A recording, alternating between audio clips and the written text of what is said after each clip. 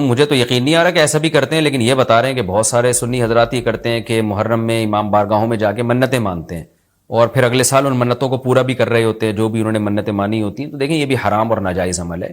منت کے لیے کوئی دن مہینہ متعین نہیں ہے، جب چاہے جہاں چاہیں منت مان سکتے ہیں. اور منت کی حقیقت کیا ہے کہ اس کی ورڈنگ کیا ہے، اس کے لیے کسی جگہ نہیں جانا جائز ہے، بلکہ اس کے یہ کہ جہاں بھی آپ ہیں آپ یہ الفاظ کہہ سکتے ہیں کہ اے اللہ اگر میرا یہ فلاں کام ہو گیا تو میں اتنے پیسے صدقہ کروں گا. اے اللہ اگر میرا یہ فلاں کام ہو گیا تو میں اتنے روزے رکھوں گا.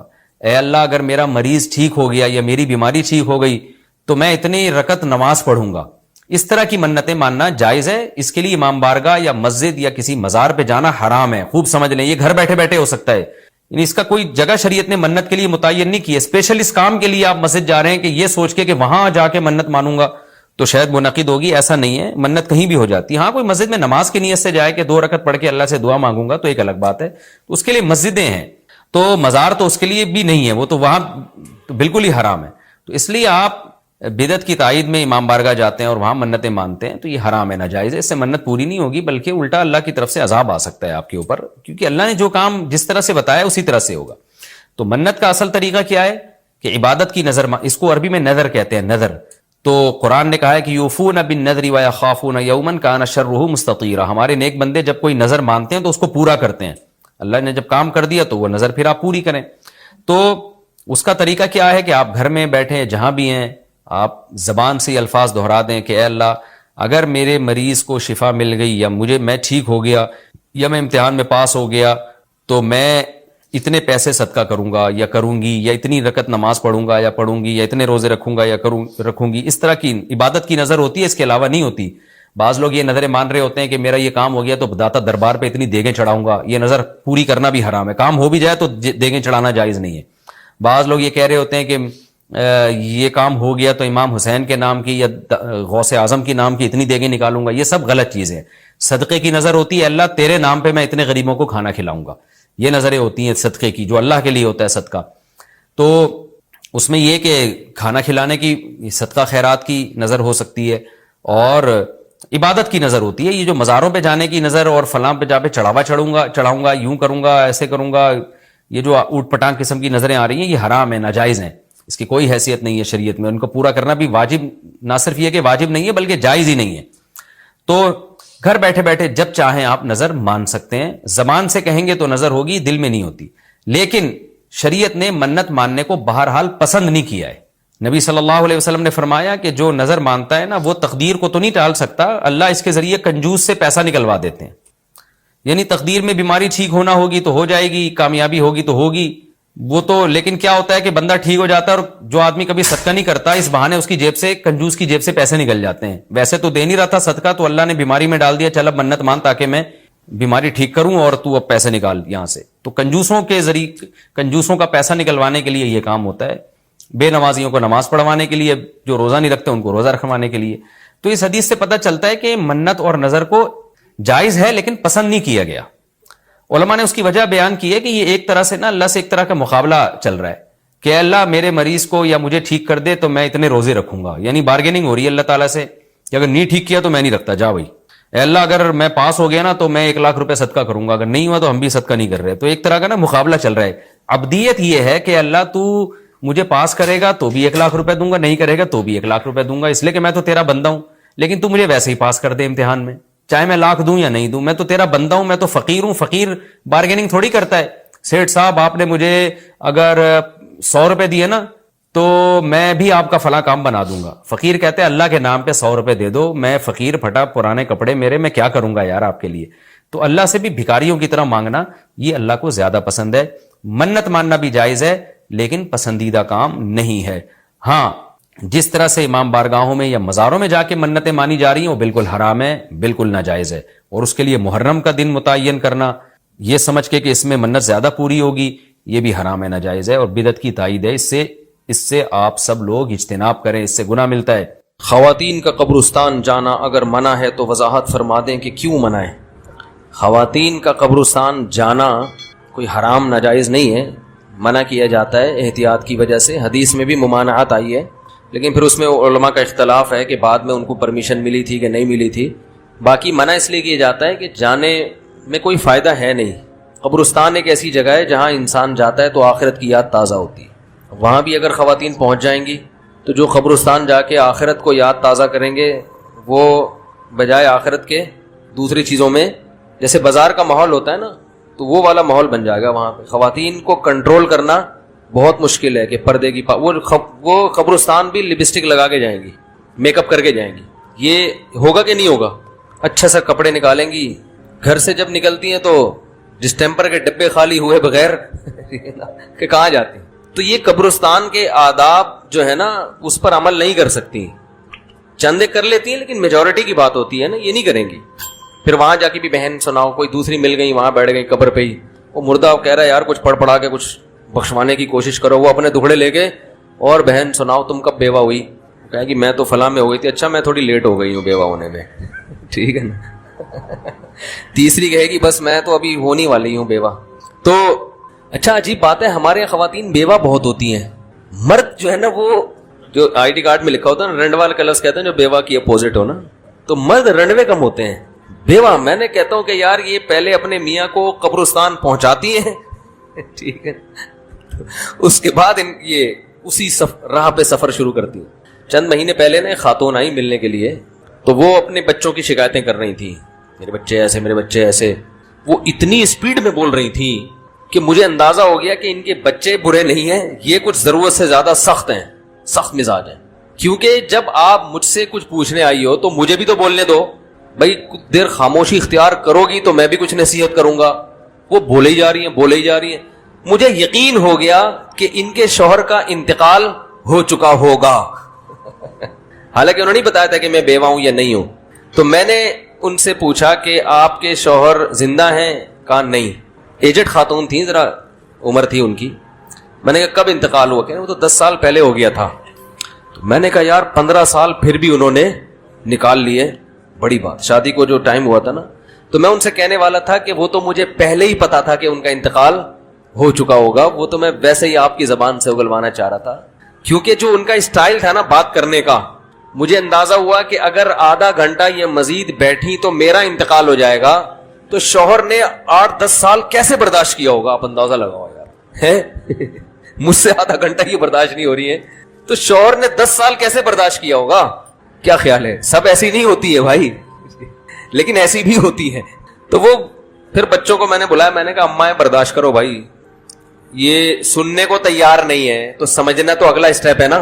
پہلے تو سنتا ہے انسان پھر اینالائز کرتا ہے, سمجھنے کا اسٹیپ اگلا ہے. میں نے کہا یہ بھائی سننے کی پوزیشن میں نہیں ہے تو سمجھنا تو اگلا اسٹیپ ہے. تو کہہ رہے ہم کیا کریں اماں نے ہم سب کا نا خون پیا ہوا ہے, ہر وقت آنے, کوئی ذرا سا جس دن کم کما کے لاؤ اس دن سلواتے ہیں. میں نے کہا برداشت, اماں کے سامنے تو زبان نہیں چلا سکتا. میں نے کہا بس سن لیا کرو یار بیٹھ کے, اور کوئی حل نہیں ہے. دنیا میں کوئی مخلوق جو سب سے بدتر سمجھی جاتی ہو, مثال کے طور پر مسلمانوں کی نظر میں سب سے بدتر مخلوق کون سی سمجھی جاتی ہے؟ خنزیر. تو اللہ کہتے ہیں بدترین مخلوق سے بھی بدتر کیا ہے؟ انسان. یہ اشرف المخلوقات بھی ہے, احقر الورا بھی ہے. تھوڑی گاڑی عربی ہے. اشرف المخلوقات عربی نہیں اردو ہے, یہ مخلوقات تو نہیں ہوگا. تو اشرف کہتے ہیں عزت دار کو. اردو میں شریف کا مطلب شریف ہوتا ہے, جو کہ نہیں ہوتے آج کل, نام ہوتا ہے شریف. اور عربی میں شریف شرافت کہتے ہیں عزت کو. شرافت عربی میں کسے کہتے ہیں؟ کچھ الفاظ ایسے ہیں جو اردو میں وہ کوئی اور سینس میں ہیں, عربی میں بولو ادھر توجہ ادھر نا, عربی میں اس کا سینس کچھ اور ہے. جیسے اردو میں ہم کہتے ہیں بڑا مغرور ہے, دھوکے باز کو کہتے ہیں, متکبر کو کہتے ہیں. جو متکبر ہو, اکڑ ہو, اس کو کیا کہتے ہیں اردو میں؟ مغرور. عربی میں مغرور اسے نہیں کہتے, عربی میں مغرور کہتے ہیں جس بیچارے کے ساتھ دھوکا ہوا ہو. جس بیچارے کے ساتھ دھوکا ہوا, ایک چیز کسی نے بہت مہنگی قیمت پہ آپ کو بیچ دی تو آپ کو مغرور کہا جائے گا, یعنی جس کو بیچارے کو دھوکا دے دیا کسی نے. تو کچھ الفاظ عربی میں کوئی اور سینس, اردو میں دیکھو عربی میں غریب اجنبی کو کہتے ہیں, کوئی مسافر ہو اس کو غریب کہتے ہیں چاہے وہ کروڑ پتی ہو. لیکن اردو میں غریب کسے کہتے ہیں؟ جس کو عربی میں مسکین کہتے ہیں. تو کچھ الفاظ نا اردو عربی میں چینج ہوتے ہیں. تو اسی طرح میرے بھائی میں کیا مثال دے رہا تھا, شریف نہیں کہہ رہے گدھے کی مثال دے رہا تھا, شریف کی مثال دے رہا تھا.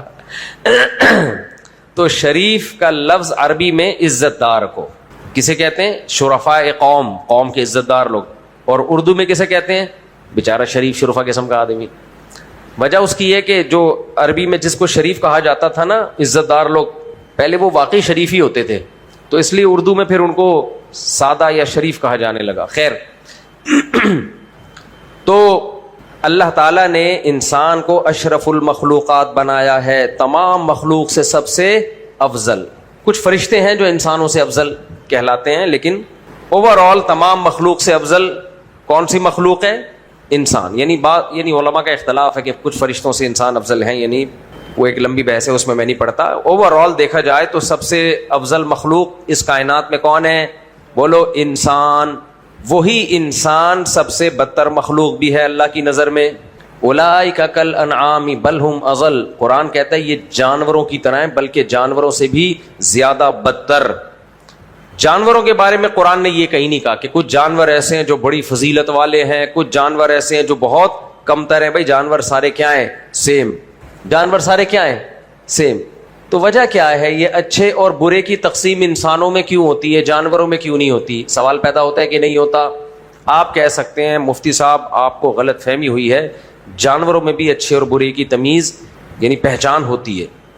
مثال کے طور پر ہم کہتے ہیں میرا یہ بکرا بہت اچھا ہے، کہتے ہیں کہ نہیں کہتے؟ تو اچھا ہوتا ہے تو کہتے ہیں نا. اور کہتے ہیں یہ بکرا بالکل بھی اچھا نہیں ہے. تو اچھے برے جانوروں میں بھی ہوتے ہیں، صرف انسانوں میں ہی نہیں ہوتے. یہ میرا کتا بہت اچھا ہے، یہ میرا کتا بالکل بھی اچھا نہیں ہے. یہ میری بلی بہت اچھی ہے، یہ میری بلی بالکل بھی اچھی نہیں ہے. یہ کہتے ہیں کہ لوگ کہ نہیں کہتے. بیوی کی بات نہیں کر رہا، بلی کی بات کر رہا ہوں. کچھ لوگ ڈر گئے کہ میری بیوی اچھی کہہ دیا مفتی صاحب نے، تو آپ کہہ رہے ہوں کہ ہماری بیوی کہاں اچھی ہے؟ بہتوں کی اچھی بھی ہوتی ہے الحمدللہ، آپ کی نہیں ہے تو ضروری نہیں کہ سب کی نہیں ہے. اچھا، کچھ لوگوں کو کچھ غلط تجربے ہوتے ہیں تو وہ سمجھتے ہیں کہ سب کے ساتھ ایسا ہی ہو رہا ہے. کچھ خواتین جو مجھ سے بہت تپی ہوئی ہوتی ہیں نا، کچھ خواتین ایسی ہیں جو کمنٹس ایسے کر رہی ہوتی ہیں جیسے توے پہ بٹھا دیا ہو ان کو کسی نے لا کے. میرے بیانات پہ وہ کمنٹس ایسے کر رہی ہوتی ہیں میرے خلاف کہ جیسے وہ صوفے پہ بیٹھ کے نہیں، بلکہ وہ کمنٹس لکھتے ہوئے کہاں بیٹھی ہوئی ہیں؟ گرم توے پہ بیٹھی ہوئی ہیں. کیونکہ میں جب بتاتا ہوں کہ مرد حاکم ہے، اس کی اطاعت کرو، تو ان کے میاں ظالم ہوتے ہیں. ان کے میاں کیا ہوتے ہیں؟ ظالم ہوتے ہیں. اب جب میں بیانات میں یہ بتاتا ہوں کہ کمانا مرد کی ذمہ داری ہے، عورت گھر سنبھالے اور مرد کما کے کھلائے گا، عورت اس کی اطاعت کرے گی، شوہر کی زبان نہیں چلائے اس کے آگے، اس کا احترام کرے، تو وہ تپی ہوئی ہوتی ہیں شوہر کے حقوق سن کے. کیونکہ ان کو کوئی ظالم میاں، تو وہ پتہ کیا کہتی ہیں؟ ہم کیوں کسی کے غلام بنے؟ ہم خود کمائیں گے تاکہ ہم کسی کے غلام نہ بنے. سمجھ میں آ رہی ہے بات کہ نہیں آ رہی ہے؟ وجہ اس کی یہ کہ ان کو اپنے ہسبینڈ سے محبت نہیں ہوتی، تو ہسبینڈ کی ماتحتی میں آنا پسند نہیں ہوتا ان کو. ارے انسان اسی کے آگے جھک جاتا ہے، فرما بردار بنتا ہے جس سے انسان کو محبت ہوتی ہے. ماں کے قدموں میں بیٹھنے میں مزہ آتا ہے کہ نہیں آتا؟ ابا کے چرنوں میں بیٹھنے میں مزہ آتا ہے کہ نہیں آتا؟ دادا کے گھٹنوں میں پہ سر رکھ کے لوگ سوتے ہیں، فخر کرتے ہیں کہ نہیں کرتے؟ میں نے بتایا تھا نا، ہمارے ایک دوست تھے وزیرستان کے، پٹھان تھے، انہوں نے اپنا واقعہ سنایا. ان کے ماشاءاللہ بچے ہوتے ہیں تو دادا کے یہاں پوتے نواسے بہت ہوتے ہیں. اب تک وزیرستان میں یہی رپورٹ چل رہی ہے، فیملی پلاننگ والے ان کو بھی برباد کرنے کی کوشش میں لگے ہوئے ہیں. خیر، تو کہہ رہے ہمارے دادا جب بیٹھتے ہیں، بقرعید کا دن تھا، وزیرستان کا ہمارا ایک پٹھان دوست تھا، مجھے اپنے کلچر اور سوسائٹی کا واقعہ سنا رہا تھا کہ ہمارے یہاں کیسے ہوتا ہے. کہہ رہے ہمارے دادا جب بیٹھتے ہیں تو ابا کی بھی آواز نہیں نکلتی. توجہ ہے آپ لوگوں کی؟ دادا جب بیٹھا ہو تو ابا کی آواز بولو نہیں نکلتی. دادا کا اتنا روب ہے. اور پھر کہہ رہے ہم بھی بڑی تمیز سے بیٹھے ہوتے ہیں. تو میں نے کہا آپ کے دادا تو کافی بوڑھے ہو گئے ہوں گے، غصہ نہیں آتا؟ کہتے ہیں غصے میں ہی رہتے ہیں ہر وقت. میں نے کہا کوئی واقعہ سنا ہو؟ کہتے ہیں ایک دفعہ میں نے دادا کے مزاج کے خلاف کوئی بات کی، دادا نے جوتا اٹھا کے پڑک کر کے مارا مجھے. سب بیٹھے ہوئے پوتے نواسے، دادا نے جوتا اٹھا کے کیا کیا؟ بولو، کھینچ کے مارا. میں نے کہا آپ نے کیا کیا؟ کہہ رہا ہنستا ہوا بھاگ گیا باہر. اور سب ہنس رہے تھے کہ دادا کا میٹر آج کیا ہو گیا ہے؟ شارٹ ہو گیا ہے. مجھے یہ بڑا اچھا لگا، یہ واقعہ 25-30 سال پرانا سنا رہا ہوں آپ کو، لیکن بڑا اچھا لگا.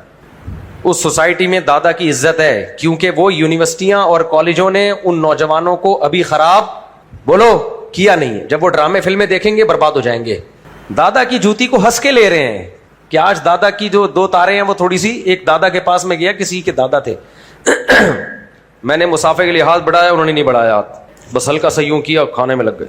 تو مجھے ان کے کسی ریلیٹو نے کہا کہ دادا آج میٹر کیا چل رہا ہے؟ بوڑھے ہیں نا, بوڑھے لوگ تو بےچارے بیمار ہوتے ہیں, کمزور بھی ہوتے ہیں یعنی اعصابی طور پہ. تو کوئی دور سے آئے ہوئے تھے ریلیٹو, انہوں نے کہا کہ آج ان کی دو تاریں آپس میں ٹکرا رہی ہیں. حضرت کی تھوڑا سا مفتی صاحب احتیاط کرنا, آج یہ غصے میں ہیں. تو وہ تو بےچارے معذور بیمار. تو مجھے وہ ان کی تعبیر تھی نا کہ دماغ کی دو تاریں آپس میں کیا کر رہی ہیں, ٹکرا رہی ہیں. کچھ کنیکشن کیا مل رہے ہیں آپس میں. جب انسان ضعیف ہو جاتا ہے تو دماغ کی باریک باریک تاریں, کتنی تاریں ہیں نا, ہو سکتا ہے ٹکرا رہی ہوں بھائی آپس میں, کرنٹ نکل رہا اس سے, کیا خیال ہے. ان کے اوپر کی جو وائرنگ ہے وہ کمزور ہو گئی ہو. تو مجھے کہنے لگے مفتی صاحب تھوڑا سا بچ کے رہنا. وہ بھی پٹھان تھے. دادا کی آج تاریں کیا ہو رہی ہیں, تھوڑی سی ٹکرا رہی ہیں. مجھے اچھا اس لیے لگا کہ بڑوں کا احترام ہے. بڑوں کا کیا ہے, احترام ہے. بھائی وہ تو شارٹ ہے, آپ نہیں شارٹ ہو گئے. ان کا میٹر شارٹ ہے, وہ تو بوڑھے ہیں یار, ان کا ہو سکتا ہے, آپ نے برداشت کرنا ہے. یہ نہیں کہ اینٹ کا جواب پتھر سے دینا ہے. اینٹ کا جواب پتھر سے تھوڑی دینا بڑوں کے سامنے. احترام تمیز مارکیٹ سے کیا ہو رہی ہے, شارٹ. تو میں نے وہ وزیرستان والے کو کہا کہ تم لاؤ اپنے بچوں کو یہاں کالج میں یونیورسٹیوں میں داخل کراؤ اور یہ ڈرامے دکھاؤ جو آج کل آ رہے ہیں. پھر جب تم دادا بنو گے تو پھر اپنے ساتھ حشر دیکھنا ہوگا کیا. وزیرستان سے ایک صاحب آئے ہمارے ادھر, کوئی یعنی ادھر کراچی میں رہنے لگے, میرے پاس آئے. پھر یہ بھی 25-30 سال پرانا واقعہ ہے. کہنے لگے مفتی صاحب اپنے بچوں کو میں کراچی میں لے کر آیا ہوں, یہاں میں نے اسکول کالج میں ان کا ایڈمیشن دلایا ہے, اتنے بدتمیز بن گئے ہیں کہ میری سوچ سے بھی زیادہ. میں نے کہا کیا ہوا؟ کہہ رہے یار ہم تو اپنے ماں باپ کے سامنے اف بھی نہیں کرتے تھے. دادا پردادا دادی نانی ان کا ایسا احترام تھا ہمارے دلوں میں, اور خدمت کے لیے بھاگتے تھے. اور میرے بیٹے بیٹیاں, میں کوئی بات کرتا ہوں آگے سے جواب دیتے ہیں. میں نے اسے جواب میں کہا ابتدائے عشق ہے روتا ہے کیا, آگے آگے دیکھیے ہوتا ہے کیا. ابھی تو خراب ہوئے نہیں ہیں, ہونا شروع ہو رہے ہیں. ابھی خراب ہوئے بولو نہیں. تعلیم کے نام پہ کلچر کی واٹ لگائی جا رہی ہے, تہذیب کا بیڑا غرق کیا جا رہا ہے. لیبل کیا لگایا جا رہا ہے, اچھی تعلیم. تعلیم تو ویسے ہی نہیں ہے, تربیت کا بیڑا غرق ہو رہا ہے یونیورسٹیوں میں اور بولو کالجز میں. اس وقت اگر امت کی تباہی اور بربادی کے سب سے بڑے ذمہ دار اگر کوئی ادارے ہیں نا تو ہماری یونیورسٹیاں اور کالجز ہیں. ایسی باتیں جب میں کرتا ہوں لوگ کہتے ہیں یہ مولوی تعلیم کے خلاف ہے. تعلیم کے خلاف نہیں ہے میرے بھائی, اس ماحول کے خلاف ہے جو تم تعلیم کے نام پہ ان کو پہنا رہے ہو. تعلیم پوری دنیا میں سیم ہوتی ہے. تعلیم میں کیا ہے, میتھ پڑھو گے تو 2+2=4, اس میں کیا کپڑے اتارنا سکھایا جا رہا ہے اس میں, بلکہ 4 میں تو اور دماغ چلتا ہے, 4 کر لو. 2+2=, ابے جب بچے پہاڑا یاد کرتے ہیں, ٹیبل یاد کرتے ہیں, 2 1 2 2 2 4, تو شروع میں ہی ان کا دماغ پازیٹیو وے میں جانا شروع ہو جاتا ہے. 2 2 تو شروع میں ہی دماغ ایک دم کلک کرتا ہے کہ یار بات ہی 4 سے شروع, استغفر اللہ میں کہیں اور نکل گیا. خیر, تو ایک تو میرا بھی یار دماغ کہیں اور چلا جاتا ہے, اللہ معاف فرمائے, اللہ معاف فرمائے. اللہ بہت غفور رحیم ہے, معاف کرنے والا ہے. خیر آپ ٹینشن نہ لیں. تو مجھے کہنے لگے مفتی صاحب میرے بچے بگڑ رہے ہیں, بیٹے بھی اور بیٹیاں بھی, بھتیجے. ان کا نا ٹرک اڈا نہیں ہے, ٹرک اسٹینڈ میں بڑا بزنس تھا, وزیرستان سے ٹائروں کا کاروبار تھا ان کا. تو وزیرستان سے وہ موو کہاں ہو گئے, ماڑی پور میں ٹرک اڈا میں, ٹرک اسٹینڈ ہے نا, یعنی یہاں پر بزنس موو کیا. تو پھر انہوں نے کہا جب بزنس یہاں ہے تو پوری پریوار کو کہاں لے آئے, وہ کراچی میں لے آئے. اور ماشاء اللہ بیڑا کیا ہونے لگا, بچوں کا بیڑا کیا ہونے لگا, بولو نا, غرق. تمیز مارکیٹ سے شارٹ. تو میں نے کہا ابتدائے عشق ہے روتا ہے کیا, آگے آگے دیکھیے ہوتا ہے کیا. میرے پاس پتہ ہے کیوں آئے تھے, کہ آپ کچھ ہمارے گھر میں آؤ, بیانات کرو. یہ بات بہت پرانی ہے, میرا خیال ہے 98 99 نہیں 2002-3 کی بات کر رہا ہوں, 2002 یا 3 کی بات کر رہا ہوں. اس وقت تو پھر بھی تھوڑی سی تمیز مارکیٹ میں چل رہی تھی, سوشل میڈیا تو تھا ہی نہیں اس وقت اس ٹائپ کا. مجھے کہنے لگے میرے بنگلے میں آؤ, کچھ بیعت کرو. بڑے مالدار تھے ماشاءاللہ, کچھ بچوں کو سمجھاؤ سکھاؤ. خیر میرے لیے جانا مقدر نہیں ہوا کیونکہ میں بزی تھا. تو میں نے کہا بھائی جن اداروں میں پڑھا رہے ہو اس کا رزلٹ یہی نکلے گا. اور میں نے کہا ابھی تو آپ اپنے بڑھاپے کا انتظار کرو, ابھی تو آپ کے دادا اور آپ کے ساتھ یہ سلوک ہو رہا ہے. بڑھاپے میں تو میرے بھائی جو ہونے والا ہے, آپ کو وہ ڈائلاگ یاد آئے گا, تیرا کیا ہوگا کالیا. بڑھاپے میں تیرا کیا ہوگا, تیرا کیا ہوگا کالیا. تو وجہ اس کی یہ ہے کہ ان کو یونیورسٹیوں میں یہ سکھایا جا رہا ہے کہ تم انڈیپینڈنٹ ہو, میرا جسم میری, بولو نا جملہ تو مکمل کرو, میرا جسم میری مرضی, میں آزاد ہوں. پیرنٹس سے جو بچے پیدا ہوتے ہیں یہ ایک سائنسی حقیقت ہے, اس سے زیادہ اس کا کوئی تعلق. بھائی جو پیرنٹس کا, جو قرآن نے کہا ماں نے تکلیفیں اٹھائیں, ماں کا حق ہے, وہ دودھ پلاتی ہے, باپ چھت میسر کرتا ہے, اس کے بلڈ سے اللہ نے تمہیں پیدا کیا. وَأُولُو الْأَرْحَامِ بَعْضُهُمْ أَوْلَىٰ بِبَعْضٍ فِي کتاب اللہ, جتنے بھی رشتہ دار ہیں ان سے تمہارا ایک ریلیشن ہے, بلڈ ریلیشن, خونی رشتے ہیں, تو یہ سب سے پہل ہیں. کچھ بھی احسان نہ ہو, رشتہ تو ہے نا, بلڈ ریلیشن تو ہے, اللہ نے ان کے جسم سے تمہیں پیدا کیا, یہ ریلیشن بھی اللہ مانتا ہے, چاہے ان کے احسانات نہ بھی ہوں, بس یہ جو ریلیشن ہے خون, اس کی بڑی ویلیو ہے اسلام میں. نبی کریم صلی اللہ علیہ وسلم جب مکہ سے ہجرت کر کے مدینہ آئے تو سب صحابہ اس انتظار میں تھے ہمارے ہاں ٹھہریں.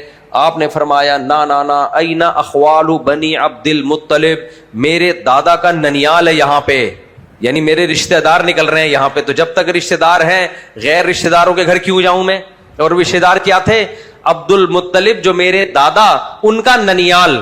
کتنی دور کا رشتہ نکالا کہ نہیں نکالا؟ اب کوئی کہے بھائی آپ کے دادا کے ننیال کے آپ پر کیا احسانات ہیں؟ بھائی احسانات چھوڑو, جب تک ریلیشن ہے, خونی رشتہ موجود ہے, تو رشتوں کو ہمیشہ غیروں پر ترجیح دی جائے گی. نہیں آئی میرا خیال ہے بات سے بات نکل رہی ہے, کیا کروں, ٹاپک سے ہٹ جاتا ہوں پھر میں. تو آپ نے کون سے ایم اے اسلامیات کے پیپر دینے میرے بھائی؟ تو ہم تو اصلاحی بات کریں گے نا, جو بات فائدے مند ہوگی وہ مارکیٹ میں پارسل کر دینی چاہیے. ہمارے ایک جاننے والا تھا, انہوں نے کیا کیا, ایک سائیکل تھی ان کے پاس, اس زمانے میں سائیکل کی بھی بڑی ویلیو ہوتی تھی, اچھی سائیکلیں. یہ بات بھی بہت پرانی کر رہا ہوں, وہی میرا خیال ہے 90s کی بات کر رہا ہوں. تو وہ بھائی کو جب باہر جاب لگ گئی تو اس نے اپنی سائیکل گفٹ کی. چھوٹا بھائی بھی تھا, وہ چاہتا تھا مجھے دے دو, اور ایک دوست تھا وہ چاہتا تھا مجھے دے دو. اس نے کیا کیا, وہ چھوٹے بھائی کو ناراض کر کے کس کو دے دی سائیکل؟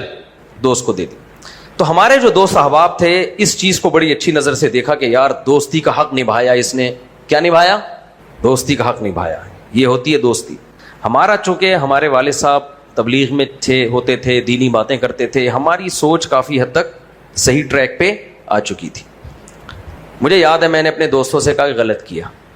اللہ تعالیٰ نے بھائی کے رشتے کو دوست کے رشتے پر بولو مقدم کیا. یہ غیروں کی تعلیمات ہیں, اسلامی تعلیمات یہ نہیں ہے. بھائی پہلے ہے, دوست بولو بعد میں. بھائی پہلے ہے, کوئی وجہ نہ بھی ہو, بس اللہ نے کہہ دیا نا, بس ختم. میں نے کہا مرو گے وراثت بھائی کو ملے گی, دوست کو ملے گی ہے. اور کمال کی بات یہ کہ جب کوئی بڑا واقعہ ہوتا ہے لوگ بھائی کو فون کرتے ہیں, دوست کو نہیں کرتے فون, سب سے پہلے کسی ریلیٹو کا نمبر نکالتے ہیں. خیر, تو کہاں سے کہاں نکل لیا ہم. تو میں یہ کہہ رہا تھا, وہ وزیرستان والے ہمارے دوست تھے, ان سے میں نے کہا ابتدائی عشق ہے, روتا ہے کیا, آگے آگے دیکھیے ہوتا ہے کیا. میں نے کہا بھائی ان کو یونیورسٹیوں میں یہ پڑھایا جا رہا ہے, بعض دفعہ پڑھایا ایسے نہیں جا رہا ہوتا, ذہن بنایا جا رہا ہوتا ہے, ذہن بنایا جا رہا ہوتا.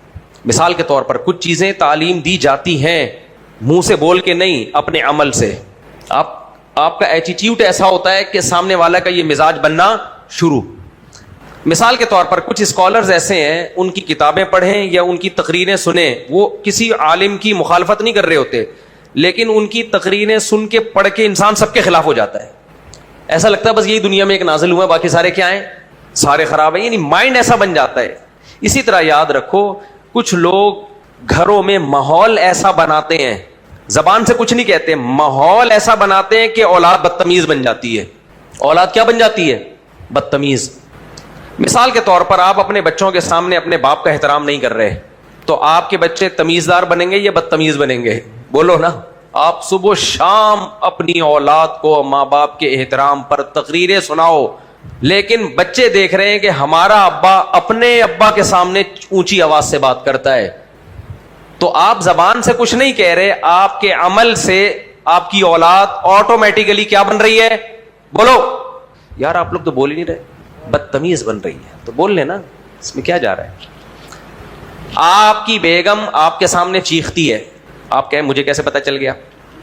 آپ کہہ سکتے ہیں مفتی صاحب ہمارے گھروں کی باتیں آپ کو کون بتا رہا ہے؟ میں کہہ رہا ہوں بالفرض چیختی ہے. یہ بالفرض کا لفظ یہاں مقدر ہے, چھپا ہوا ہے. بالفرض آپ کی بیگم آپ کے سامنے بولو چیختی ہے, بچے بھی دیکھ رہے ہوتے ہیں, بیٹیاں بھی دیکھ رہی ہوتی ہیں, تو بچیوں کی ماں اپنی بیٹیوں کو یہ بتا رہی ہوتی ہے کہ تم بھی سسرال جا کے اپنے ہسبینڈ کے سامنے اسی اسٹائل سے جملہ مکمل کرو, چیخنا. زبان سے تو وہ اس کو بہشتی زیور پڑھا رہی ہے, شوہر کے حقوق, ساس کے حقوق, بہشتی زیور میں لکھی ہوئی ہیں سب باتیں. گھر میں چیخنا. لقمان علیہ السلام نے کہا اپنے بیٹے کو کہ اونچی آواز سے مت چیخو, کیونکہ سب سے بری آواز کس کی ہوتی ہے؟ گدھے کی ہوتی ہے. تو گدھے کو گدھا اس لیے کہا جاتا ہے کہ وہ چیختا, تمیز سے بات ہی نہیں کرتا. دیکھو بلی کو جب کوئی کام کی ضرورت ہو تمیز سے بتا دے گی, میاؤں میاؤں کرے گی, آپ سمجھ جاؤ گے کچھ بھوک لگ رہی ہے. گدھا وہی بات جو بلی آرام سے کر رہی تھی, گھوڑا آرام سے کر رہا تھا, گائے آرام سے کر رہی تھی, وہی بات جب گدھا کرتا ہے کہ مجھے گھاس چاہیے, یا لوڈ زیادہ رکھ دیا, تھوڑا سا سریا اتار اس پہ سے. یہی ہوتا ہے نا گدھے کے, دو ہی مسئلے ہوتے ہیں گدھے کے ساتھ, لوڈ زیادہ ڈال دیا اس کے اوپر, یا اس کو بھوک لگ رہی ہے. تو گدھا یہ بات تمیز سے کرنے کے بجائے کیا کرے گا؟ پورے پریشر کے ساتھ اپنے پھیپھڑوں میں ہوا بھرے گا. اتنی ہوا بھر لے گا کہ دنیا میں آکسیجن کا لیول اسی وقت, اگر سارے گدھے ایک ساتھ چیخنا شروع کر دیں, میرا خیال ہے ہم سب دم گھٹنے سے مر جائیں. اتنی آکسیجن کھینچ لیتا ہے, اور اس کے بعد پورے پریشر کے ساتھ آواز نکالتا ہے. اور پھر جو گیئر مارتا ہے نا بار بار, پھر پریشر سے آواز کھینچے گا, پھر نکالے گا. بھائی یہ بات آرام سے بھی کہی جا سکتی ہے یار. تو گھروں میں کچھ بچے ایسے ہوتے ہیں آرام سے بات کر رہے ہیں, کچھ ماں باپ ایسے ہوتے ہیں کوئی بات سمجھانی ہو آرام سے سمجھاتے ہیں. بیگم آرام سے اپنے ہسبینڈ کو بول دیتی ہے, ساس بہو کو آرام سے کہہ دیتی ہے بیٹا تم میرے بچوں کی طرح ہو, مجھے بھی روٹی پکانی نہیں آتی تھی, اب تم آئی ہو تو تھوڑا سا ظاہر ہے جیسے میں سیکھی تھی تو تھوڑا سا تم بھی آہستہ آہستہ انشاءاللہ سیکھ جاؤ گی, کوئی بات نہیں, بہت اچھی روٹی ہے, تمہارے حساب سے تم نے بہت اچھی روٹی بنائی. تمیز سے اس کو محبت سے سمجھا. لیکن ایسا مارکیٹ میں ہوتا نہیں ہے. اسٹائل وہی ہوتا ہے جو کس کا ہے؟ گدھے کا. بعض دفعہ وہ اسٹائل مانوی طور پہ ہوتا ہے, یعنی لہجہ تو بڑا نرم ہوتا ہے لیکن اس کے اندر اتنی تلخی بھری ہوئی ہوتی ہے کہ آگ لگ جاتی ہے تن بدن میں. مثال کے طور پر ساس بہو کو بول دیں, بڑے آرام سے بولے. ایک تو چیخ کو بولے تجھے روٹی پکانی نہیں آتی, تجھے تمیز نہیں ہے. ایک ہے کہ آرام سے بولے اور صرف بڑے میٹھے لہجے میں بول لے کہ تمہاری ماں نے تمہیں روٹی بھی نہیں سکھائی, یہ بھی ہمیں سکھانا پڑے گا. یعنی کہ تمہاری ماں نے تو کچھ سکھایا ہی نہیں. بڑے آرام سے کہا لیکن تن بدن میں آگ لگا دی بہو. اور آج کل جو مارکیٹ میں بہویں آ رہی ہیں وہ پھر اس جو ریپلائی دیتی ہیں نا, وہ تو ایسی آگ لگتی ہے کہ الامان والحفیظ. وہ پہلے زمانے میں نیک شریف شرفا بہویں ہوتی تھیں, وہ بیچاری ڈپریشن کی مریض بن کے مر جاتی تھی ایک دن ساسوں کے تانوں سے. آج کل وہ اینٹ کا جواب کس سے دیا؟ اماں ابا کو نہیں مان رہی, وہ ساس کو کہاں سے مانے گی؟ خیر, تو ایسا رپلائی ہوتا ہے. تو یہ ہے ماحول بنانا. آپ گھر کا ماحول کیا کر رہے ہو؟ خراب. ہم جب حضرت مفتی رشید احمد صاحب رحمہ اللہ تعالی کے پاس گئے, دیکھو کچھ مولانا لوگ ممبر پہ بلا وجہ چیخ رہے ہوتے ہیں, بلا وجہ. ایک تو بعض موقع پہ جذباتی ہو کے جوشیلی تقریر وہ تو بنتی ہے, ٹھیک. بعض ٹاپک ایسے ہوتے ہیں آرام سے بھی کہے جا سکتے ہیں, لیکن وہ بلا وجہ ممبر پہ 2-2 فٹ اچھل رہے ہوتے ہیں, ہاں ہو ہی ہاں, اور ہر بات کو مناظرے کے انداز میں بیان کر رہے ہوتے ہیں, ہر بات پہ مناظرے کا چیلنج, یہ میرے سامنے بیٹھ جائے میں یہ کر دوں گا. تو ان کو سننے والے اسی طرح کے بدتمیز بن جاتے ہیں. ان کو سننے والے بولو ہر بات کو لائٹ موڈ میں لینے کے بجائے وہ ہر بات کو میں جذباتی ہو رہے ہوتے ہیں, ہر بات میں چھوٹی چھوٹی باتوں پہ مناظرے. اور ایک آرام سے ایک بات کو لیا جا سکتا ہے, اس کے بجائے جیسا آپ کا مینٹور ہوگا نا, آپ جس کی تقریریں سنتے ہو, جس کو زیادہ تر دیکھتے ہو اور سنتے ہو, آپ کا مائنڈ بالکل ویسا بننا شروع ہو جاتا ہے. آپ بھی ویسے ہی ہو جاتے ہو تھوڑے دنوں میں. ہمارے نبی صلی اللہ علیہ وسلم کی آواز پست تھی اور بات کرتے تھے تو ایسے جیسے منہ سے پھول جھڑتے ہیں. نصیحت کا انداز انتہائی میٹھا, کبھی آپ کو چیختے چلاتے نہیں دیکھا گیا. اسی وجہ سے صحابہ کا ذہن بھی ایسا ہی بن گیا تھا. یہی وجہ ہے کہ ایک صحابی نے کسی خطیب کو دیکھا, صحیح مسلم کی حدیث ہے, وہ خطیب ممبر پہ بہت ہاتھ چلا رہے ہیں نا ایسے ایسے کر کے. تو ان صحابی نے فرمایا برباد ہو جائیں تیرے ہاتھ, میں نے نبی کریم صلی اللہ علیہ وسلم کو اس طرح بیان کرتے ہوئے کبھی نہیں سنا. پوری حدیث کا متن انشاءاللہ کبھی پڑھ کے سناؤں گا. تو کیا ہوتا ہے کہ جو اس طرح کے مولاناؤں کو سن رہے ہوتے ہیں وہ ایگریسو ہو جاتے ہیں. تو میرا بتانے کا مقصد یہ ہے کہ زبان سے نصیحت الگ بات ہے, ماحول آپ کیا بنا رہے ہو. اگر بیٹا باپ کے سامنے چیخ رہا ہے تو اس کی اولاد بھی باپ کے سامنے چیخے گی. اگر شوہر بیوی سے تمیز سے بات نہیں کر رہا, بہت سے میاں ایسے مارکیٹ میں پائے جاتے ہیں آپ لوگ کے علاوہ, کہ وہ بات بیگم کو بہت محبت سے آرام سے اس کی عزت کے ساتھ اس کو بتائی جا سکتی تھی, لیکن تمیز سے وہ بتاتے نہیں ہیں. تو جب آپ کے بیٹے یہ دیکھیں گے کہ ہمارا ابا ہماری اماں سے آج تک اس نے تمیز سے بات نہیں کی ہے, ہمیشہ اس کو نیچا دکھانے کی کوشش کی ہے, اس کو باندی بنا کے رکھا ہے, تو ایسے خاندان میں جب بھی بہو آئے گی تو وہ بھی لونڈیوں اور باندیوں کی طرح ہی رہے گی. سمجھ میں نہیں آ رہی بات؟ میرا خیال ہے وہ کیسے رہے گی؟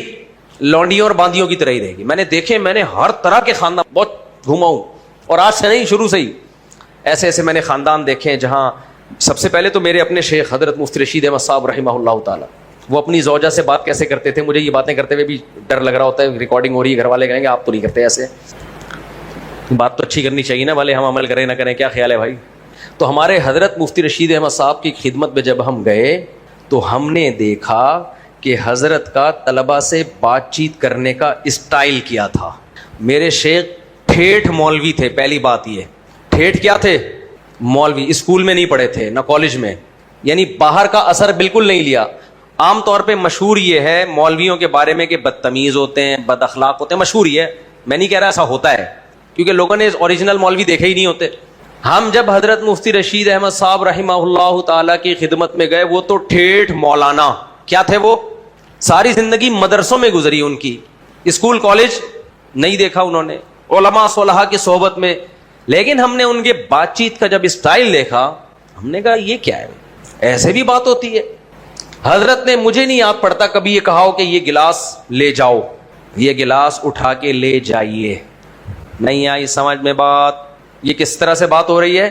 طلبہ سے بات ہو رہی ہے جو شاگردوں کے بھی شاگرد ہیں. آئیے, حالانکہ حضرت تھے پنجابی, ٹھیٹھ پنجابی. نہیں آئی سمجھ میں؟ لدھیانہ کے پنجابی تھے, صحیح ہے نا؟ حضرت کی جو مدر لینگویج تھی وہ کیا تھی؟ پنجابی.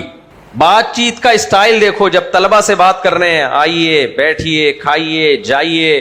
حضرت فرماتے تھے میں اپنے گھر والوں سے, اپنی اہلیہ سے بھی ایسے بات کرتا ہوں. اور حضرت نے یہ تحریر لکھی ہے, اپنی سوانے میں خود لکھوایا یہ, کہ میں نے اپنی زوجہ کو کبھی بھی یہ نہیں کہا کہ کھانا بنا دو. یہ الفاظ بولو نیا, کھانا بنا دو کہتے ہیں, اس سے نوکروں والی اسمیل آتی ہے. اس جملے سے نوکروں کو کہا جاتا ہے یہ کر دو وہ کر دو. بیوی نوکر نہیں ہے, شریک حیات ہے. آپ لوگ بے ہوش نہ ہو جائیں کہیں, گرمی پہلے ہی بہت زیادہ ہو رہی ہے. حضرت فرماتے تھے بیوی لونڈی یا نوکر نہیں ہے, وہ شریک حیات ہے. تو حضرت فرماتے تھے گھر کے کام تو بیوی نہیں کرنے ہیں نا, باہر کے کام مرد کے ذمے, گھر کے کام کس کے ذمے؟ عورت کے ذمے. تو حضرت فرماتے تھے میں اپنی اہلیہ سے کہتا ہوں, گھر والوں سے کہتا ہوں کھانا رکھوا دیں. حالانکہ رکھنا انہوں نہیں ہے, کھانا رکھوا دیں. یعنی ہمیں اس سے غرض نہیں ہے کہ آپ رکھیں یا کوئی اور رکھے, وہ تو رکھنا آپ نہیں ہے, لیکن یہ آرڈر والا جملہ کہ آپ رکھ دو, آپ کھانا اٹھا لو, آپ برتن یہ کر دو, نہ رکھوا دیں. سمجھ میں آ رہی ہے بات کہ نہیں ہے؟ اور حضرت فرماتے تھے وہ لوگ انتہائی درجے کے بے غیرت ہیں. یہ الفاظ تو میں بہت دفعہ سنے ہیں کہ جو اپنی بیوی سے پاؤں دبواتے ہیں یا جوتے پالش کرواتے ہیں. اور یہ بات حضرت مولانا شرف علی تھانوی رحمہ اللہ نے بھی لکھی ہے, جو اپنی بیوی سے بولو اپنے پاؤں دبواتے ہیں یا اپنے جوتے پالش کرواتے ہیں. اس میں میں ایک جملہ ایڈ کر دیتا ہوں, آپ لوگ بے ہوش نہ ہو جائیں. یہ جب ہے جب نوکروں کی طرح اس کو آرڈر دیا جائے. اگر آپ کی بیوی محبت میں آپ کے پاؤں دبا دے, محبت میں آپ کے جوتے پالش کر دے, تو محبت کا وہ ایک الگ دنیا ہے. یہاں ان لوگوں پہ رد ہو رہا ہے جو آرڈر دے کے بیویوں سے یہ کام کرواتے ہیں. لیکن ہمارے حضرت کا مزاج تو یہ تھا, ہمیں پتا تھا کہ حضرت کی اہلیہ اگر محبت میں بھی حضرت کے جوتے صاف کریں تو حضرت یہ کام نہیں کرنے دیں گے. حضرت کو اس سے گھن آتی تھی اس کام سے. تو جب آدمی ایسے خاندانی لوگوں میں بیٹھے گا, کیوں حضرت کا کلچر یہی تھا, باپ دادا سے چلا آ رہا تھا یہ, تو تمیز سے بات کرنا. ایک دن کیا ہوا, کسی استاذ نے ایک طالب علم کو کہہ دیا کہ چپل الٹے کر کے, بالکل یہ والی سائڈ نہیں, سر پہ رکھ کے کھڑے ہو جاؤ. حضرت کو بہت غصہ آیا کہ ایسی توہین آمیز سزا کے جوتے سر پہ رکھوا لیے. طالب علم ہے, وہ قابل احترام ہے, علم سیکھ رہا ہے, انسانیت بھی ہے, یہ سزا ٹھیک نہیں ہے, بالکل یہ نہیں چلے گی بالکل. تو اب بتاؤ جو ماحول بنے گا, وہ میں نہیں کہہ رہا کہ میں اتنا نیک بن گیا, میں نہیں کہہ رہا, لیکن اثر تو پڑے گا کہ نہیں پڑے گا؟ کیا خیال ہے؟ اثر تو پڑے گا کہ نہیں پڑے گا انسان. اور اگر ایسے لوگوں میں بیٹھے گا جو بات ہی نہیں تمیز سے کرتے, ادھر آؤ کیا کر رہا ہے. بعض جگہ طلبہ کے ساتھ یہ سلوک, ادھر آؤ پڑا ایک لگایا, پانی اٹھا, تیرے باپ کے نوکر لگے ہوئے یہاں پہ, پانی رکھ کے چلا گیا. اور آسان مثال لے لو یار, ہمارے یہاں جب گاڑی چلاتے ہیں پوپ پوپ, دیکھا ہے نا آپ نے, हर वक्त हॉर्न पे बटन पे हाथ होता है बिला वजह। अरे आगे सिग्नल बंद है, वो तेरे से आगे जो गाड़ी वाला खड़ा है वो कैसे चलेगा? कम वक्त तुझे नजर आ रहा है सिग्नल बंद है, फिर क्यों पॉप पॉप पीछे से दबाया जा रहा है? इसका मतलब पागल है ना, बदअखलाक है। देखो चीखा सिर्फ मुंह से नहीं जाता, बाजों से भी चीखा जाता है। कोई भी चीज ढपन ढप बजाना शुरू कर दो, इसका मतलब चीख रहे हो आप। ये मैंने यहां बहुत देखा है। आगे जगह नहीं है, रश है, तुझे भी पीछे वाले को नजर भी आ रहा है, फिर भी वो क्या करेगा? पॉप पॉप बस बजाया जा रहा होगा, बजाया जा रहा होगा। क्यों बजा रहे हैं? बस एहतियातन, ताकि जगह जैसे ही मिले आप निकल जाओ। भाई थोड़ी देर सब्र कर ले, चुप करके बैठ जा। पेट्रोल पंप पे लाइन लगी हुई होती है, आपको पता है वो उसकी गाड़ी में पेट्रोल डाल रहा है, अभी उससे पैसे कलेक्ट कर रहा है, पीछे से क्या करेगा? पॉप पॉप बजाना शुरू कर देगा। आप बाहर मुल्कों में जाओ, इस हरकत को इंतहाई बुरा समझा जाता है। तो चुप करके खड़ा हो जा ना, हम भी तो खड़े हुए, हम भी तो खड़े हुए, चुप करके खड़ा हो जा भाई। तू क्या जरूरत है तेरे को बार बार हॉर्न बजाने की? और मैंने तो इतनी मिसालें देख रहा होता हूं ना, ऑब्जर्व कर रहा होता हूं, जहाजों में भी ऐसा होता है। अब देखो एयर होस्टेस ने ऐलान कर दिया नीचे उतर जाएं, क्या ख्याल है? ऐलान होता है ना, नीचे उतर। तमीज पढ़े लिखे लोग क्या करेंगे? उठेंगे, अपना सामान उतारेंगे, खड़े हो जाएंगे कि भाई जब आगे जगह बनेगी, किसी को भी यहां रहने का शौक नहीं है, कोई भी अपनी खुशी से यहां नहीं बैठा हुआ कि अब मुझे जहाज अच्छा लग रहा है मैं यही रहूंगा, सबको जाना है। तो शरीफ तरबियत याफ्ता आदमी होगा, अपने जज्बात पे काबू होगे, उसके आराम से बैठा हो, ऐसे रिलैक्स, कोई चेहरे पे टेंशन नहीं होगी उसके, कोई पसीना नहीं निकल रहा, कोई गुस्सा यूं यूं नहीं देख रहा ऐसे ऐसे करके कि कब आगे जगह मिले तो मैं निकलूं। वो आराम से बैठा होगा, गपशप भी लगा रहा होगा, और भाई सुनाओ क्या हाल है, ठीक ठाक। जैसे जैसे लोग चलना शुरू होंगे चलता रहेगा। लेकिन जो बदतहजीबी लोग होते हैं ना, वो भी मैंने देखे हैं अपने, बल्कि सफर भी किया, अब ये नहीं बताऊंगा कौन है वो क्या करते हैं? चलो भाई आगे चलो ना, चलो ना, चलो भाई, यार आराम से बैठ जाओ, ये इनको शौक थोड़ी है जहाज में खड़े रहने का, चलो ना चलो ना। तो आपने देखा होगा ऐसे लोगों को लाइन में बिला वजह पुश करना शुरू करते, चल भाई क्या हो गया? इसका मतलब ये डिप्रेशन का मरीज है, और दूसरों को भी, ये शादी हो जाए ना तो बेगम को डिप्रेशन का लाजमी मरीज बनाएगा ये आदमी। ऐसे ही लोग नाकाम जिंदगी गुजारते हैं। क्यों? हर जगह ये यही करेगा, ये हर जगह इसकी तबीयत में सुकून नहीं है। ये जब पैदा हुआ था तो इसकी अम्मा तवे पे बैठी हुई थी, और पैदा होते ही इसको भी गरम गरम तवे पे बिठा दिया था। अब ये गरम तवे पे बैठने का आदी है, लिहाजा जैसे गरम तवे पे इंसान टिक के नहीं बैठ सकता, हिलता रहेगा सारी जिंदगी। ये क्या करेगा? हिलता रहेगा। इसकी तबीयत में चैन और सुकून बोलो नहीं, आराम से नहीं बैठेगा। अब ये कहीं हमारे एक दोस्त थे, उनको नहीं पता चलेगा उनकी गीबत हो रही है, किसी को नहीं पता चलेगा, तो गीबत है ही नहीं जब पता ही नहीं चल रहा। मुझे याद है एक दिन मुझे अपने घर लेकर गए चाय पिलाने के लिए, ये भी 2000 का वाकया होगा मेरा ख्याल। अपने घर ले गए, मुझे पता चला था कि इनके घर में बेगम से झगड़े बहुत होते हैं, और एक दो बीवियों को इनकी तलाक भी हो चुकी है, तलाक के बाद फिर शादी की, फिर तलाक के बाद फिर शादी की, इस तरह से चल रहा था सेटअप। खैर वो उनका जाती मामला था, मैं नहीं घुसा उस मामले में। क्या हुआ कि जी मुझे ले गए कि चलें आपको घर बैठते हैं, जरा चाय पीते, कुछ काम है थोड़ा सा। मैंने कहा ठीक है। घर में उन्होंने दरवाजा नॉक किया, समझ में आ रही है? फ्लैट था उनका दरवाजा, क्या किया? ठक ठक ठक एक दफा नॉक किया, उसके बाद धाप धाप धाप कूटना शुरू कर दिया, खोलो दरवाजा, चीखना शुरू। मैंने कहा ये बंदा क्या है, बोलो इधर से क्या है? पास बैठ जाओ, कुरानी आयात और हदीस पढ़ेगा और अपनी मर्जी की तशरीह करना शुरू कर देगा उसकी। जनाब प्रोफेसर गामदी साहब भी कुरान हदीस की बात करते हैं, रजम का इनकार करते हैं। वो कहते हैं कि कल आपका इम्तिहान है तो आज रमज़ान का रोज़ा छोड़ सकते हैं। ये दावा वो कुरान हदीस की रोशनी में करते हैं। आई बात समझ में? जब उनसे कहा जाए कुरान तो कह रहा है कि सफ़र में आप न छोड़ सकते हो रोज़ा, और बीमारी में, पेपर ना सफ़र है ना बीमारी है, तो वो इज्तिहाद करते हैं कि देखो सफ़र में रोज़ा छोड़ने की इजाज़त है, चूँकि मशक्क़त होती है ना, टेंशन होती है, परेशानी होती है, तो इम्तिहान में भी परेशानी है, कौम का मुस्तकबिल दाव पे लग जाएगा। लगा दिया ना कुरान और हदीस की रोशनी में। फिर उनसे जब सवाल पूछा जाए कि अच्छा जी अगर सफ़र में रोज़ा छोड़ना टेंशन की वजह से, हम तो कहते हैं चारों अइम्मा का इजमा है टेंशन वजह नहीं है, सफ़र ही वजह है, चाहे टेंशन ना भी हो। लेकिन अगर इसकी रीज़न टेंशन है तो जिस सफ़र में फिर टेंशन ना हो, आरामदेह सफ़र हो, उसमें रोज़ा छोड़ने की इजाज़त नहीं होनी चाहिए। यहाँ आके वो डंडी मार जाते हैं कि नहीं जी फिर भी रोज़ा आप छोड़ सकते हो सफ़र में। भाई सफ़र में आप नमाज को मुख्तसर करोगे, 4 की 2 पढ़ोगे, चाहे टेंशन हो या ना हो, तो सफ़र पे मदार है, टेंशन पे नहीं है। गामदी साहब कहते हैं टेंशन पे मदार है, लिहाजा इम्तिहान में भी टेंशन है, छोड़ दो आप रोज़ा। تو بھائی اگر ٹینشن پہ مدار ہے تو سفر میں اگر آپ سہولت سے سفر کر رہے ہو تو پھر 4 کی 2 کی اجازت نہیں ہونی, پھر پوری 4 ہونی چاہیے. تو یہ اصول فقہ ہے جو جناب غامدی صاحب نے نہیں پڑھا. اصول فقہ میں یہ چیزیں پڑھائی جاتی ہیں کہ کون سی دلیل کدھر فٹ کرنے کی ہے تاکہ مغالطہ نہ ہو. یہ علماء پڑھتے ہیں, یہ آج کل جو اسکالرز آ رہے ہیں وہ نہیں پڑھتے, لہذا وہ فیصلہ بھی نہیں کر سکتے کہ قرآن کی کون سی آیت کدھر فٹ ہو سکتی ہے کدھر نہیں ہو سکتی. سمجھتے ہو کہ نہیں سمجھتے ہو؟ تو اب 73 فرقے جہنم میں, 72 جہنم میں, 1 جنت میں, تو وہ ایک بھی فرقہ ہی ہوگا نا, یا یہ کہنا کہ اسلام میں کوئی فرقہ ہی نہیں ہے؟ تو وہ ایک کون سا؟ نبی صلی اللہ علیہ وسلم سے صحابہ نے پوچھا کون سا جنت میں جائے گا؟ آپ نے فرمایا ما انا علیہ و اصحابی. نام نہیں لیا کہ دیوبندی, بریلوی, اہل حدیث, شیعہ, سنی, رافضی, خوارج, کچھ نام نہیں لیا آپ نے, ورنہ سب وہ نام رکھ لیتے. تو آپ نے فرمایا ما انا علیہ و اصحابی. آپ نے علامت بتائی کہ جس پر میں اور میرے صحابہ. اس حدیث نے دودھ کا دودھ اور پانی کا پانی کر دیا. اس حدیث کی تشریح تو میں کئی بار کر چکا ہوں, لیکن آج محرم کے حوالے سے اس کی تشریح میں کروں گا تاکہ اس حدیث کو ہم محرم پہ فٹ کر سکیں کہ محرم کے معاملے میں ہم صحابہ کے طریقے پر ہیں یا نہیں ہیں.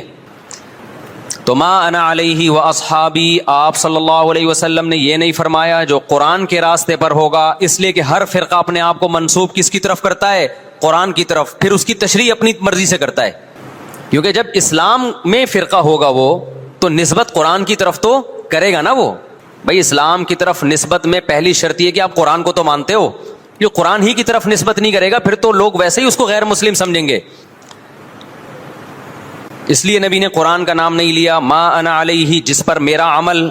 اس سے پتہ چلا قرآن کی ایسی تشریح کرنا جس پر پیغمبر کا عمل نہیں تھا, یہ تشریح معتبر نہیں ہے. آپ آج کل کے خطیبوں کی تقریریں سنو, جو جاہل خطیب ہوتے ہیں, مجمع گرم رکھنے کے لیے قرآن کی آیتوں کے ایسے مفہوم بیان کرتے ہیں جو نہ ہم نے کبھی سنے, نہ ہمارے حاشیے خیال, علماء کے حاشیے خیال میں بھی نہیں گزرے. پتہ نہیں کہاں سے لا رہے ہوتے ہیں ایسی تفسیر. تو نبی نے فرمایا جس پر میرا عمل. لیکن اتنا کافی نہیں ہے, بعض لوگ قرآن اور نبی کے عمل کی ایسی تشریح کریں گے جس کو صحابہ بولو نہیں مانتے, جس پر صحابہ کا عمل نہیں تھا. تو آپ نے فرمایا وہ تشریح ما انا علیہ و اصحابی جو میرے اور صحابہ کے راستے پر ہوگا, وہ فرقہ کیا ہے؟ جنتی ہے. سمجھتے ہو کہ نہیں سمجھتے؟ اب دیکھیں بڑی زبردست بات ہمارے سامنے آ گئی کہ جو جنتی فرقہ ہے اس کی علامت کیا ہے؟ صحابہ کے راستے کو نہیں چھوڑے گا اور پیغمبر کے راستے کو نہیں چھوڑے گا. دیکھے گا پیغمبر کی کیا تعلیمات اور صحابہ نے اس پر کیسے عمل کیا. علماء نے کہا کہ جس میں یہ علامتیں پائی جائیں گی اس کا مطلب وہ فرقہ ناجیہ ہے, ناجیہ نجات یافتہ. تو علماء نے اس کو ایک نام بھی دے دیا, یہ اس علامت کی بیس پہ یہ نام علماء نے دیا تاکہ نام سے پہچان ہو جائے کہ اس حدیث کے معیار پہ یہ فرقہ اترتا ہے یا نہیں اترتا. تو حدیث میں 2 چیزوں کا ذکر تھا, ایک سنت اور ایک صحابہ. تو صحابہ کے لفظ کو جماعت سے تعبیر کیا, یعنی اجماع صحابہ. صحابہ کا جو اجماع ہے نا اس کے خلاف نہ ہو, صحابہ کے راستے سے نہ ہو, اس کو الجماع کہا گیا اور نبی کے طریقے کو سنت کہا گیا. تو اس لیے اس فرقے کا نام جو نجات یافتہ تھا اسلاف نے نام رکھا اہل السنت والجماع. کھوپڑی شریف میں بات آ گئی, اہل سنت والجماعت جو حدیث کو بھی مانتے ہیں اور صحابہ کو بھی مانتے ہیں. لیکن ظلم یہ ہوا کہ بہت سے لوگ جو نہ سنت کو مانتے نہ صحابہ کو مانتے, انہوں نے اپنا نام اہل سنت والجماعت رکھ لیا, حالانکہ نام میں کچھ نہیں رکھا. اصل کیا ہونا چاہیے؟ کام وہ ہونا چاہیے جو سنت اور جماعت کے مطابق ہو. تو اب یہ نہیں کہ جو فرقہ بھی اہل سنت والجماعت کا لیبل لگا کے آ جائے آپ نے اس کو جنتی ماننا شروع کر دینا. نا نا نا نا نا, آپ نے علامت دیکھنی ہے کہ اس میں اہل سنت والجماعت والی علامتیں پائی جاتی ہیں, وہ عقیدے ہیں جو اہل سنت والجماعت کے ہیں, پھر تو ہم مانیں گے, ادروائز اس کو ہم فرقہ ناجیہ میں نہیں مانیں گے. بات آ رہی ہے سمجھ میں کہ نہیں آ رہی ہے؟ تھوڑی علمی پیچیدہ بحث ہو گئی میرا خیال ہے آج. یہ فرقہ واریت نا ایک بڑا ٹاپک بن چکا ہے, ہر آدمی فرقہ واریت کے نام پہ منجن بیچ رہا ہے کہ میں فرقہ واریت نہیں مانتا, میں یہ مانتا ہوں. ابے تم بس کر دو یار, بس کرو. آپ باتیں کرنے پر گورنمنٹ کی طرف سے کوئی پابندی نہیں ہے, پریکٹیکل لائف میں نہیں چلتا یہ سب کچھ. تو جو اہل سنت والجماعت سچی مچی کے تھے، اب اہل سنت والجماعت میں بھی ہر آدمی اہل سنت والجماعت بنا ہوا ہے، اہل سنت والجماعت کی جو شارٹ فارم اردو میں آئی اس کو سنی کہا گیا، سنت سے نکلا یہ لفظ، اس کو کیا کہا گیا؟ بولو نا کیا ہو گیا؟ سنی۔ یہ اہل سنت والجماعت کی کیا ہے؟ کیونکہ اتنا ٹائم نہیں تھا پاکستانیوں کے پاس کہ وہ اتنا لمبا نام لیتے اہل سنت والجماعت، تو انہوں نے اس کو کیا کہنا شروع کر دیا؟ وی آر سنی۔ تو ہم کیا ہیں بھائی؟ فرقہ ہم 73 فرقوں میں ہمارا فرقہ کون سا ہے؟ ہم سنی ہیں، جو اہل سنت والجماعت کی شارٹ فارم ہے۔ یہاں تک بات کھوپڑی شریف میں آ گئی۔ اب جو سنی ہے نا، ان کے کچھ مخصوص عقیدے ہیں، وہ عقیدے ہوں گے تو آپ سنی ہو گئے، وہ عقیدے نہیں ہیں تو آپ سنی نہیں ہے۔ لیبل لگاتے رہو، جیسے وہ بار بار میں چٹکلا سناتا ہوں نا کہ ایک آدمی نے چاول کی بوری پر، چینی کی بوری پر چاول لکھا ہوا تھا، لوگوں نے پوچھا بھائی اندر چینی ہے باہر چاول، کہتا ہے مکھیوں کو دھوکہ دینے کے لیے، مکھیاں بہت بیٹھتی ہیں، تو لیبل کیا لگا دیا؟ چاول کا، اندر کیا ہے؟ چینی۔ تو ایسے ہی بہت سے لوگ لیبل یہ لگاتے ہیں کہ اہل سنت والجماعت ہم سنی ہیں، لیبل انہوں نے سنی کا لگا دیا، اس فرقے کا لگا دیا جس کو ہم نجات یافتہ سمجھتے ہیں، لیکن اندر مال جو پڑا ہوا ہے وہ سنی والا مال نہیں ہے۔ تو یاد رکھو، چاول کے لفظ سے کیا مکھی دھوکہ کھا سکتی ہے اور بوری پہ نہ آئے؟ تو کیا سنی کے لفظ سے فرشتے دھوکہ کھا سکتے ہیں؟ یہ معاذ اللہ، اللہ دھوکہ کھا سکتا ہے جبکہ اندر مال سنی والا نہیں ہو؟ یہ ہو سکتا ہے کیا؟ تو اس لیے میں کہتا ہوں آپ ایک چیز ہو جاؤ، یا سنی ہو جاؤ یا شیعہ ہو جاؤ یا کچھ اور ہو جاؤ، کبھی ادھر جا رہا ہے کبھی ادھر جا رہا ہے، کبھی ادھر لڑک رہا ہے، محرم میں شیعہ بن رہا ہے، ربیع الاول میں بریلوی بن رہا ہے، رمضان میں انسان کا بچہ بنتا ہے میں یہ نہیں کہہ رہا کہ بریلوی انسان کے بچے نہیں ہیں، یعنی رمضان میں ایسا لگے گا جیسے بہت نیک آدمی، تراویح میں پہلے 3 دن دیکھو نا آپ۔ ابھی تو میں یہ بات ہی نہیں کر رہا کون جنتی کون جہنمی کون غلط کون صحیح، ابھی تو میں صرف یہ بتا رہا ہوں کہ اسلاف نے 73 فرقوں میں سے جو ایک جنتی ہوگا اس کو ایکسپلین کیسے کیا ہے۔ اگر بریلوی اس پہ پورے اترتے ہیں تو بھائی وہ جنتی ہیں، میں کسی کو جہنمی جنتی نہیں کہہ رہا، میں تو ایک کرائٹیریا بتا رہا ہوں، ہو سکتا ہے میں نہ اترتا ہوں، بریلوی بھائی پورے اترتے ہوں، شیعہ لوگ پورے اترتے ہوں، کسی ایک کو میں یقینی طور پہ نہ جنتی کہہ رہا ہوں نہ جہنمی، میں تو کہہ رہا ہوں کہ آپ فیصلہ کرو کہ آپ ادھر ہو یا ادھر ہو، درمیان میں نہ لٹکو۔ ایسا نہیں ہو سکتا ایک ٹانگ جہنم میں ایک ٹانگ جنت میں آپ کی، یا تو پورے ادھر جاؤ گے یا پورے ادھر جاؤ گے۔ کھوپڑی شریف میں بات آ رہی ہے کہ نہیں آ رہی ہے؟ تو نبی صلی اللہ علیہ وسلم نے فرمایا جنتی فرقے کی علامت ما انا علیہ و اصحابی، جس پر میں اور میرے صحابہ ہوں۔ اب نبی اور نبی کے صحابہ کس طریق پر تھے، کس ٹریک پر تھے، اس کو امام طحاوی رحمہ اللہ تعالی جو حنفیہ میں بہت بڑے محدث گزرے ہیں، امام ابو حنیفہ کے شاگردوں کے شاگردوں کے شاگردوں میں سے تھے، انہوں نے اس دور میں ایک کتاب لکھی عقیدہ طحاویہ کے نام سے، اور اس میں اہل سنت والجماعت کے عقائد اور ان کی بنیادی عقیدوں کو ایکسپلین کیا، ایک متن لکھا جو پوری دنیا میں مانا گیا، اور پوری دنیا کے علماء کا اتفاق ہوا کہ اہل سنت والجماعت میں داخل ہونے کے لیے ان عقیدوں کا ہونا ضروری ہے۔ اہل حدیث نے بھی مانا اس کو، اب اہل حدیث کی یونیورسٹی میں پڑھایا جاتا ہے، حنفیوں نے بھی مانا، مالکیوں نے بھی مانا، شافعیوں نے بھی مانا، حنبلیوں نے بھی مانا، سعودی عرب کی یونیورسٹی میں بھی پڑھائی جاتی ہے۔ وہ لکھنے والے اگرچہ حنفی تھے لیکن وہ جو عقیدے تھے وہ سب کے ہیں، وہ اس سے اہل سنت غیر اہل سنت سے کیا ہو رہے تھے، ان میں فرق ہو رہا تھا۔ سمجھتے ہو کہ نہیں سمجھتے؟ اس کتاب کا نام کیا ہے؟ العقیدۃ الطحاویہ۔ وہ کتاب جو لکھی گئی ہے نا، پوری دنیا نے اس لیے مانی کہ اس میں ہر عقیدے میں قرآن اور سنت اور اجماع صحابہ، ان 3 کو بنیاد بنایا گیا ہے۔ قرآن سے ہو اور قرآن کی ایسی تشریح جو حدیث مانتی ہو، اور قرآن اور حدیث کی وہ تشریح جو صحابہ مانتے ہوں۔ لہذا اس وقت پوری دنیا میں جو اہل حق علماء تھے ان کا اتفاق ہو گیا، اور اب تک یہ اتفاق چلا آ رہا ہے کہ جو ان عقیدوں سے ہٹے گا وہ یا تو قرآن کے راستے پر نہیں ہے، یا نبی کے راستے پر نہیں ہے، یا صحابہ کے راستے پر نہیں ہے۔ اٹ مینس کہ وہ اہل سنت والجماعت سے خارج ہے۔ خارج کہہ کے ہم اس کو کافر نہیں کہہ رہے، کافر کہنا نہ کہنا یہ ایک الگ بحث ہے، کچھ کافر ہیں کچھ کافر نہیں ہے، لیکن وہ نجات یافتہ فرقوں میں نہیں ہے، بہرحال وہ اس فرقے میں نہیں ہے جس کی نبی صلی اللہ علیہ وسلم نے جنت میں جانے کی گارنٹی لی ہے۔ سمجھتے ہو کہ نہیں سمجھتے ہو؟ اب ان عقیدوں میں کیا ہے بھائی؟ وہ یہ کہ اہل سنت والجماعت جب بھی کوئی مسئلہ نکالیں گے اس کی بنیاد 4 چیزیں ہوں گی: قرآن، حدیث، اجماع امت، یعنی ایسی تشریح کبھی نہیں کی جائے گی قرآن و سنت کی جو امت کے اجماع کے خلاف ہو.